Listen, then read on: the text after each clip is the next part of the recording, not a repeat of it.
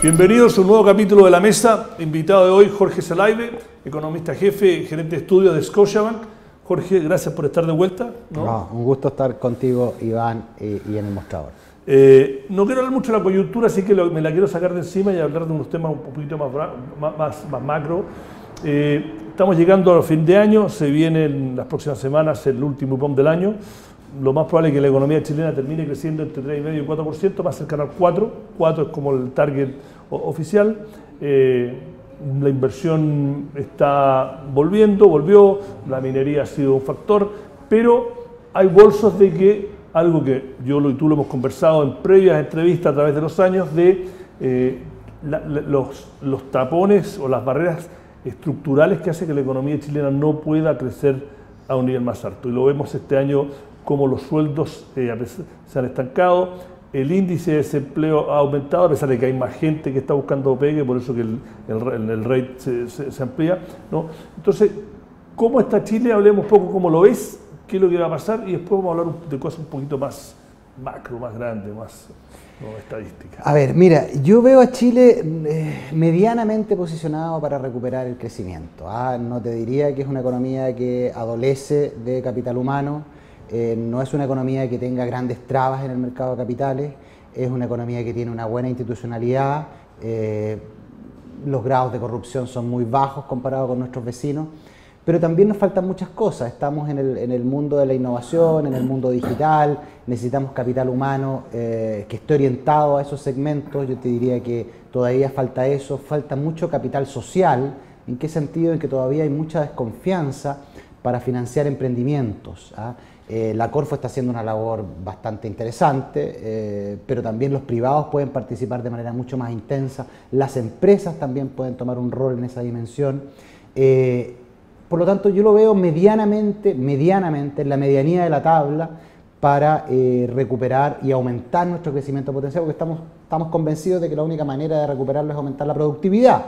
Y uno de los elementos fundamentales ahí es acompañar este nuevo mundo digital, esta nueva economía de la innovación, y nos veo, como te insisto, medianamente posicionados en eso. A ti parte del trabajo que haces tú con tus equipos que has trabajado es no solamente mirar el dato a la vista, sino que un poco mirar lo que está detrás de lo obvio, que son tendencias, que son números. Cuando tú ves eso, cuando tu equipo analiza eso, ¿cuáles son las cosas que te hacen ser optimista de que más allá de la diaria y la pelea, si Chile le financia a los emprendedores o no, si tenemos el capital humano o no, qué son las cosas que te hacen ser optimista de que no, vamos por ahí no muy rápido, pero vamos sobre un camino, y cuáles son las cosas que te preocupan, que dicen, no, acá la verdad que estamos muy atrasados y no veo que se está haciendo nada de que haga que a mediano y largo plazo la economía chilena se despegue? A ver, yo creo que, las cosas que, partamos por lo que creo que todavía nos falta por trabajar y las cosas que se están haciendo. Yo te diría que en el ámbito de las cosas que nos falta mucho por trabajar es esta interconexión entre el capital humano joven que está saliendo y la capacidad que tiene para entrelazarse con los servicios y la producción de bienes de última generación. Yo diría que esa interrelación no está muy presente. Todavía seguimos siendo una economía eminentemente exportadora, yo te diría no de minería, sino que eminentemente exportadora de cobre. Y eso obviamente que genera cierto alargamiento en el resto de las actividades. Nos sometemos mucho a los vaivenes del precio del cobre, que termina siendo una enorme virtud en época de bonanza, que nos permitió salir rápidamente de la crisis subprime, pero que también nos obliga a estar mirando permanentemente cuál es el dinamismo, la oferta. Estamos todos pendientes del precio del cobre. Yo te diría que eso todavía no nos ha transformado, a pesar de llevar tantos años en la minería, no nos ha transformado en unos innovadores en ese sector. Si tú miras Australia partió bastante posterior a nosotros, siendo exportador de materias primas, pero hoy día Australia es un exportador de capitales en la minería, y los tenemos presentes en Chile, los tenemos presentes en todo el mundo. A nosotros todavía terminamos siendo eminentemente, y lo estoy caricaturizando, mineros en un mundo donde necesitamos mucha más globalización de la minería y no lo hemos logrado. ¿Qué nos falta? Yo creo que ahí hay elementos que tenemos que trabajar, que tienen que trabajarse a nivel gubernamental, a nivel privado. ¿Qué cosas buenas estamos haciendo? Yo te diría que hay un montón de reformas que se han estado haciendo para calmar bastante la demanda social. Hemos tenido reformas tributarias, una, dos, hemos tenido anuncios de reforma de pensiones, reformas de salud, que son importantes porque también hemos entendido, y Chile ha sido de los primeros que ha entendido, las nuevas demandas sociales. Y eso es bueno porque sabemos que en la medida en que la población está tranquila, se siente abastecida de estos servicios sociales, la economía se prepara para un crecimiento mayor a futuro. Podemos discutir el nitty-gritty de cada una de esas reformas, si están bien o mal diseñadas, cuáles son las cosas que les faltan, pero por lo menos nos hemos hecho cargo de estas reformas. El aspecto de las reformas, no es que quiero hablar de política, sino que quiero ver por qué fue tema. Hay algunos, y he leído, yo estoy viviendo afuera principalmente, pero he leído en los análisis, hay gente que dice, mira, el clima que se generó en debatir las reformas del gobierno anterior hizo que el impacto económico fuese más fuerte de lo que debería haber sido si uno mide las reformas que en la práctica se hicieron. ¿Tú estás de acuerdo con ese análisis? A ver, yo te diría que la reforma... Que la conversación generó un clima tan negativo que terminaron la discusión, que el clima que se creó tuvo mayor impacto que las reformas en sí, si se miden. Yo te diría que, a ver, primero la reforma tributaria fue una reforma que no fue sincera. Se partió indicándole al empresariado, a la población en general, que era una reforma que no tenía costos para ellos, que era inmune en términos de empleo, inmune en términos de salario, que no generaba impacto en la inversión, que tenía impacto nulo en la inversión, y hemos visto relevantes personas que en ese momento decían que apoyaban esa tesis y que hoy día reconocen el error de haberla apoyado. Por lo tanto, se partió con una reforma tributaria que intentaba, yo siempre lo dije, una reforma Robin Hood, quitarle a los ricos, darle a los pobres, pero con impactos macroeconómicos relevantes, o por lo menos que tenían que estar considerados. Esos impactos no se reconocieron. Finalmente hoy día nos hemos dado cuenta, porque los datos han hablado por sí mismos. Yo creo que ahí es bien importante ser sincero con los inversionistas, ser sincero con el empresariado, ser sincero con la gente. No hay reformas que tengan efectos neutrales, siempre hay ganadores y perdedores. Estamos dispuestos como sociedad a aceptar estos ganadores y estos perdedores. Yo diría que las reformas previas se hicieron escondiendo debajo de la alfombra muchos de los perdedores y muchos de los costos. Yo hoy día estoy viendo algo menos de eso. Estas reformas están siendo un poco más sinceras. Hace poco hemos escuchado al ministro de Hacienda señalando, mire, la reforma de pensiones va a tener costo en empleo. Y me parece estupendo que se diga, me parece estupendo que se diga que aquí hay costo en empleo, que hay un incremento en el costo salarial para las empresas y que por supuesto las empresas se van a tener que adaptar y que va a haber un costo en empleo, pero que van a haber beneficios por otro lado, beneficios que entendemos van a ser traspasados de los jóvenes a los mayores. Bueno, los jóvenes tienen que estar al tanto que están haciéndose también ese traspaso y es importante que lo sepan. En la medida en que uno transparenta los costos, los beneficios de las reformas se hacen mucho más fáciles de discutir. Pero si nos entrampamos en colocar los elementos importantes de estas reformas, los costos, los beneficios, y los discutimos bizantinamente, nunca llegamos a puerto. Y yo te diría que la reforma anterior partió como camello, partió como caballo y terminó como camello. Y yo espero que no pase eso con las reformas que está hoy día emprendiendo el gobierno. Uno de los ingredientes importantes que veo en esta reforma, en estas nuevas reformas, es que se está reconociendo, al menos parcialmente, los costos aparejados a cada una de ellas. Volvamos un poco a un tema que tocaste, que es la parte más, la estructura de la economía chilena y los límites de su modelo de crecimiento, ¿no? Sé que a raíz del tema Corner Shop se gatilló nuevamente el debate que somos un país de exportadores, somos un país rentista, que nos gusta los seguros y que acá no se fomente que no vendemos cobre, vendemos salmón, vendemos uva, no vendemos madera.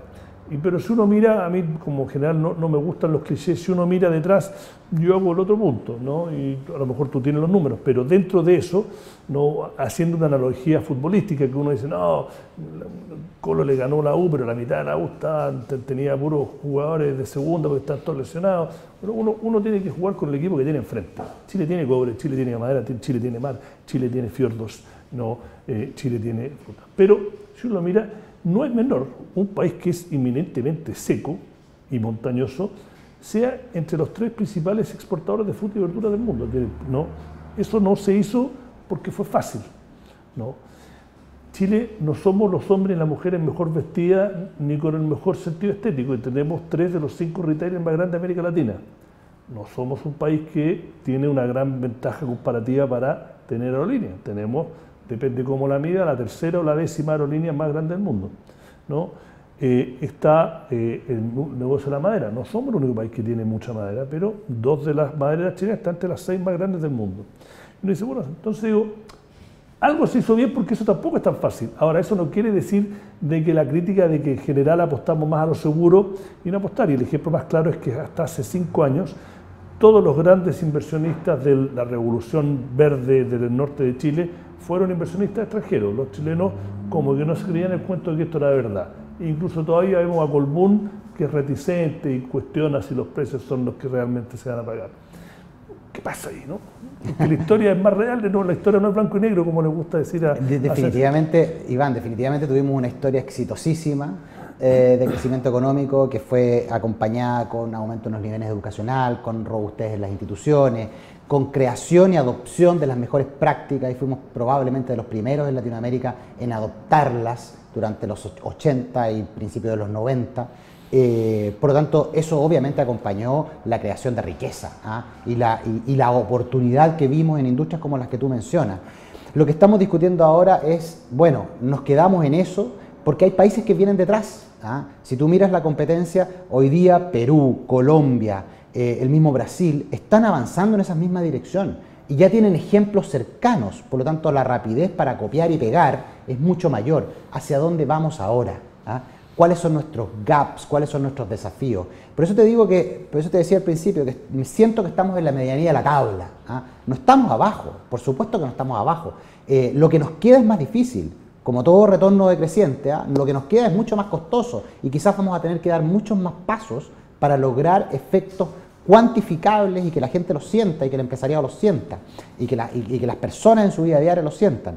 Y esos pasos, insisto, creo que van por el mundo de la innovación, por el mundo de la adaptación del capital humano a esto. Las nuevas generaciones están demandando bastantes cosas y están queriendo hacer también bastantes cosas. Ponías el ejemplo de Corner Shop. Bueno, qué maravilloso hubiese sido haberlo financiado acá, ¿no? Y haber que hubiese recibido algún capital ángel desde acá. Te lo comenté. ¿Cuál es el capital social que tenemos? ¿Cuántos jóvenes, si sabemos que nuestros jóvenes tienen la misma capacidad, el mismo intelecto, una de las mejores educaciones, Iván? Nosotros tenemos una cantidad, y te lo digo porque de doctorados en distintos ámbitos, que probablemente en términos de per cápita es una de las mayores en el mundo. En el mundo, la cantidad de gente con especialización, máster y doctorado. Por lo tanto, tenemos el capital humano. ¿Qué es lo que está trabando que ese capital humano sea capaz de sembrar y germinar localmente acá ideas propias? Yo te diría que tenemos una relevante ausencia de capital social, que es un impedimento para pasar al próximo paso. Y no estoy hablando necesariamente de diversificar nuestra matriz productiva, sino que de elaborar dentro de ella. El ejemplo más claro es en el cobre. ¿Por qué no estamos exportando financieramente? ¿Por qué no nos estamos internacionalizando? ¿Por qué no estamos haciendo las mayores innovaciones en el cobre? Hay algunas que son destacables, que hemos logrado exportarlas, pero ¿por qué no son más? Con una minería que explica la mitad de las exportaciones de Chile, con el segundo país exportador de un mineral tan relevante en términos industriales. ¿Qué nos está faltando ahí? Y yo te diría que, insisto, lo que nos falta es esta comunión entre capital humano, capital social y empresa. Hablemos ahora un poco más tema académico. Estamos viendo un mundo en que está cambiando no solo por lo que hablamos acá, por temas tecnológicos, por nuevas generaciones que tienen otros intereses, pero políticamente está complicado o está volátil. Tenemos un Trump que es bastante impredecible dentro de su predecibilidad. Tenemos una China que ellos mismos ya hablan de que probablemente tenga su primera recesión en 50 años, en los próximos 5 años. tenemos un movimiento que Trump es el síntoma, pero que empezó con Brexit, un montón de una nueva mirada, un nacionalismo con una forma diferente, cuestionamiento al libre mercado completamente abierto, un capitalismo que está siendo cuestionado su legitimidad desde la crisis financiera del 2008-2009. Entonces, a mí me gusta citar a Ian Bremmer, que dice que estamos en una recesión geopolítica, ¿no? ¿Cómo nos movemos si uno está mirándolo desde el punto de vista de plata, de economía, y de Chile, que es un país que es abierto al mundo y que estamos, ¿no?, en el culo del mundo, perdón mi español, ¿no? Todavía estamos muy lejos. Sí, es un enorme desafío porque además, Iván, lo más probable es que estas tendencias lleguen también a Chile o se intensifiquen, ya están presentes, ya vemos grados de polarización política y fragmentación política evidente. Los grupos que formaron la concertación y que representaron y están representados eminentemente en diversas instituciones hoy día, este cuoteo político, por ejemplo, que partió en los 90, que era bastante representativo de una sociedad que no estaba tan fragmentada políticamente, hoy día hace bastante poco sentido. Por lo tanto, el próximo paso probablemente va a ser darle legitimidad a las instituciones con esta nueva demografía política. Y eso todavía nos falta. ¿Cómo van a crujir las instituciones cuando tengamos que tener representada esta fragmentación que va a intensificarse y que ya está hoy día representada en Chile en el aparato político? Ya vimos lo que sacó la considerada extrema derecha en Chile, y también vimos lo que sacó la extrema izquierda, para cualquier observador político. Entonces estamos viendo dos aumentos importantes en la votación de los chilenos polarizada, pero que no está representada en las instituciones. Por lo tanto, ¿de qué manera el pueblo no se siente representado por las instituciones? Ese es el próximo paso. Y este proceso que tú estás viendo, que mencionabas a Bolsonaro, a Trump, el mismo Brexit, o a Le Pen, o en Austria, cuando estuvieron a punto de salir grupos neonazis, estamos viendo esta extremización de las posiciones políticas. Y Chile, obviamente que eso no va a estar ausente, y probablemente vamos a ver cómo se intensifican. Y uno de los grandes desafíos es cómo conversamos nuestra institucionalidad con esta nueva demografía política, cosa que no hemos hecho aún. Pero desde el punto de vista económico, cuando tú lo viste, hay gente que yo leo que dice, mira, todo esto es ruido que eventualmente no queda claro cómo se va, cuál va a ser el efecto a mediano plazo. Pero hay otras fuerzas que, a pesar de todas estas como contrarreacción a la globalización, al capitalismo, hay otras fuerzas que van por debajo, que son muy fuertes y que se van a llevar puesto eso, y que si no, y entonces como economista, porque me dice, mira, Trump puede decir lo que quiera, se puede pelear con China, que probablemente se lo merece, se puede pelear con México, Canadá, pero la verdad que las fuerzas de la globalización en la economía son imparables, puedes hacerle recorte en los márgenes, pero las grandes fuerzas de cómo se construye un auto, cómo se hace una computadora, dónde están tus jeans, no va a cambiar mucho. Entonces, y del otro punto de vista es lo que tú hablabas, el capital humano, que tienes un capital humano que es altamente competitivo, globalizado. Tú y yo probablemente tenemos más en común con una persona que viva en otra metrópoli liberal, porque todo en el sentido ilustrado de la palabra liberal, que a lo mejor con una persona que vive en una localidad rural dentro de nuestro mismo país, Entonces tiene lo que pasó ahora en Estados Unidos, que ven las costas urbanas todas votando demócrata y las partes rurales todas votando Trump. ¿Cómo se traduce eso desde el punto de vista económico, estas fuerzas globales? A ver, lo que hoy día gran parte de los economistas estamos discutiendo tiene que ver mucho respecto a una economía mundial que está en proceso de recuperación, conducida obviamente por Estados Unidos, más lenta por Europa y Japón, en alguna medida bastante más aletargadas esas economías. ¿De qué manera esto transforma el equilibrio mundial? ¿De qué manera nos enfrentamos a nuevos polos de desarrollo con la política tan polarizada, Iván? Porque hoy día entrelazar y hablar de política y economía es bastante más intenso de lo que era hace 10 o 15 años atrás.